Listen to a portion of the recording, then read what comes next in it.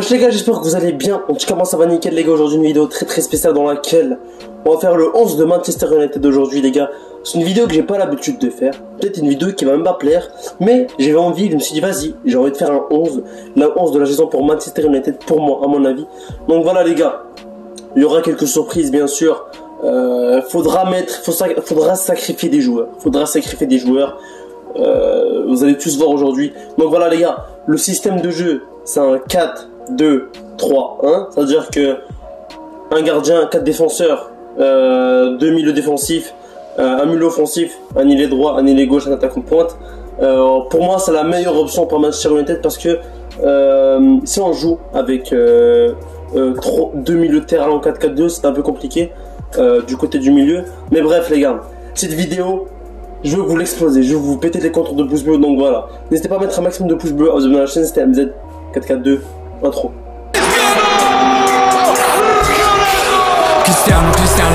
Cristiano Ronaldo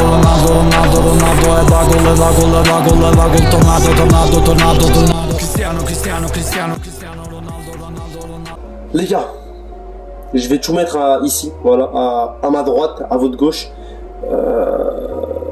Voilà, je vais juste tout mettre et dites-moi vraiment ce que vous en pensez en commentaire. Je vais y aller petit à petit. Je vais montrer joueur à joueur. Je vais pas mettre le gros truc de 11 et les 11 joueurs, non. Je vais montrer de joueur à joueur comme ça. Et à la fin, on va mettre une grosse photo. Bref, on commence directement par le gardien, les gars, parce que le watch time c'est important. On termine par les attaquants, tu connais. Bref, gardien, les gars, ça change pas De Gea, mais voilà, il y a d'autres qui... Les gars, je vais pas vous mentir que De Gea peut avoir de la concurrence. De Gea peut avoir de la concurrence parce que le deuxième gardien de Manchester United, il est pas nul. Hein. De Gea peut avoir de la concurrence. Mais bref, pour l'instant, je vais mettre un De Gea et on va voir pour la suite. Les deux défenseurs centrales, les gars. Et là, du lourd. Maguire, je sais pas comment il s'appelle, un des meilleurs défenseurs de l'Euro, le défenseur central de l'Angleterre. Voilà, pour moi, il sera titulaire indiscutable. Déjà capitaine de l'équipe de Manchester, voilà. Pour moi, il mérite sa place à un capitaine normalement. Donc voilà, Maguire aux côtés de Raphaël Varane, les gars, qui a rejoint Manchester United récemment. Aux côtés de Raphaël Varane, un duo de malade mental. Je parle pas de défense, on est très bien Manchester United en termes de défense. Latéral droit, ça change pas, les gars. Wan-Bissaka, voilà. Simplification Wan-Bissaka, il n'y a pas de changement, il n'y a pas de nain. Wan-Bissaka à droite, voilà, comme ça c'est clair et net. Wan-Bissaka à droite. Latéral droit, les gars, Wan-Bissaka, je dis pour moi c'est un mec rapide, qui dribble bien et défensivement il est très bon. C'est rare de voir ça chez un latéral, défensivement il est très bon. C'est vraiment rare de voir chez un latéral. Par exemple, je sais pas, Jordi Alba, les gars, défensivement, voilà quoi, défensivement Jordi Alba c'est pas ouf. Hein. Les gars, je vais pas mentir, Jordi Alba c'est pas ouf.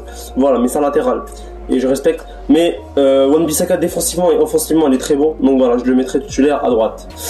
Latéral gauche, les gars. Il nous l'a prouvé. Il a prouvé durant l'Euro en Angleterre.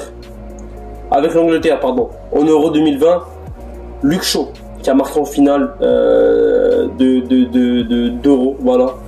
Pour moi, c'est le titulaire indiscutable à gauche. Voilà. Je ne vois pas un autre latéral gauche prendre sa place. Pour moi, c'est le titulaire indiscutable. Il n'y a pas d'Alex Telles. Je sais pas quoi, parlez pas d'Alex Telles. Bref.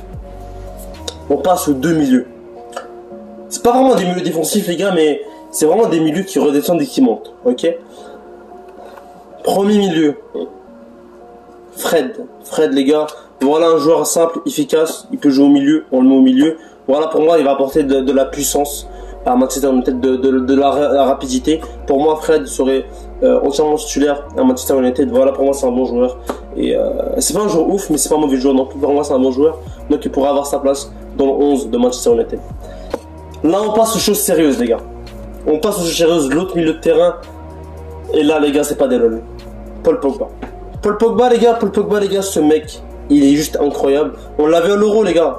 C'est un des seuls joueurs de l'équipe de France qui a bien joué à l'Euro. Avec Karim Benzema, avec... voilà, les gars, il n'y a pas des grands joueurs qui ont joué à l'Euro en équipe de France. Il n'y a pas eu vraiment des bons joueurs à part Karim et lui. Bref, moi, je mettrais Paul Pogba, voilà, un titulaire indiscutable.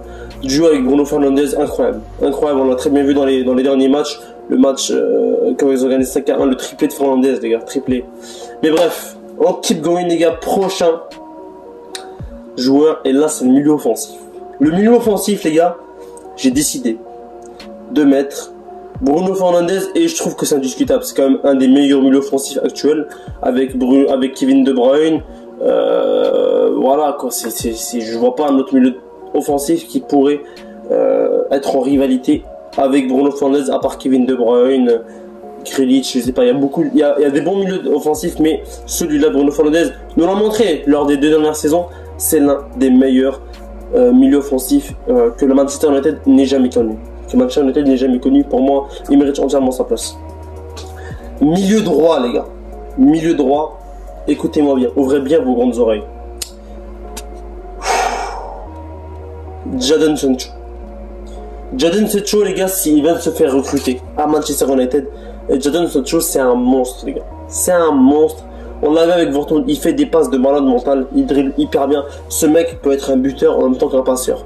Je me rappelle la saison 2019-2020, ce mec, écoutez-moi bien, il a mis 15 buts en Bundesliga et 15 passes décisives. C'est incroyable pour un joueur, c'est un joueur parfait. C'est un ailier parfait. Pour moi, c'est Jadon Sancho, c'est un ailier parfait. Il a les qualités de les dribbles incroyables, la vitesse, la finition, les passes. Vraiment, c'est vraiment un joueur complet à son poste. On va le mettre milieu droit, mais il peut aussi jouer milieu gauche. Attaquant droit, attaquant gauche, c'est la même chose pour moi. Mais bref, on va le mettre milieu droit dans cette composition. Voilà, pour moi, il mérite entièrement sa place. Il vient de se faire recruter pour une somme de plus de 100 millions d'euros, je crois. Mais voilà, les gars. Milieu droit, je mettrai Jadon Sancho. Milieu gauche, les gars, écoutez-moi bien. Ouvrez bien vos grandes oreilles. Marcus Rashford. Marcus Rashford, quel phénomène ce mec.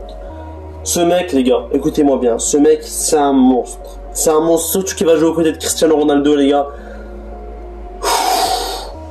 C'est un monstre parce que rapidité, vitesse encore une fois, dribble, finition. Ce mec, c'est un finisseur. C'est un ailier gauche parfait. C'est un winger parfait. Je trouve qu'il est dans le 11 indiscutable de Man United. Ce mec, il est rapide, il dribble bien, il a de la finition. Voilà, parfois il fait des mauvais matchs, c'est vrai, mais on n'oublie pas ses qualités, on n'oublie pas ce qu'il a déjà accompli dans sa carrière. Il est très très jeune, donc voilà, il a encore beaucoup de chemin à faire, mais c'est un très très bon joueur et il mériterait entièrement sa place, le numéro 10 de l'équipe, Marcus Rashford. Et les gars, le moment qu'on attend tous, qui sera l'attaquant de pointe de l'équipe de Man United? Qui sera le mec qui sera au top de la structure de la pyramide? Qui sera le mec qui va mettre des buts? Qui sera le mec qui va guider Man United? Qui sera le mec qui fait son retour à Man United? Cristiano Ronaldo. Les gars, c'est officiel, il a signé, les gars. Il est officiel, c'est bon, il a un United. The back, come back. Bref, Cristiano Ronaldo en attaque de pointe. Oui, les gars, vous allez me dire dans les commentaires, il y a Cavani, il y a Greenwood sur le banc. Mais les gars, je crois pas que c'est cette compo que l'entraîneur de Manu va utiliser. Mais pour moi, c'est la compo la plus probable, selon moi. Mais les gars, n'oubliez pas qu'il y a Greenwood, il y a Cavani. Donc peut-être qu'ils vont jouer avec une composition avec 2 attaquants Man United. Mais pour l'instant, je vois Cristiano Ronaldo au top de l'effectif. Peut-être que Cavani va prendre quelques moments sur le banc et on va pas se mentir que c'est la vérité. On peut pas faire jouer Cavani avec autant d'attaquants parce qu'on a quand même beaucoup d'attaquants. Cristiano Ronaldo, Jadon Sancho, Rashford. Voilà les gars, c'est Greenwood, vraiment beaucoup d'attaquants. Il faut faire des choix. Il faut faire des choix pour les grands matchs de Ligue des Champions, etc. Donc voilà les gars. C'était mon 11 de Man United, donc dites-moi vraiment ce que vous en pensez en commentaire. Donc je commence, c'est un plaisir de faire cette vidéo. N'hésitez pas à mettre un maximum de pouces bleus, vous abonner à la chaîne, ça reste quand même le plus important. C'était MZ442.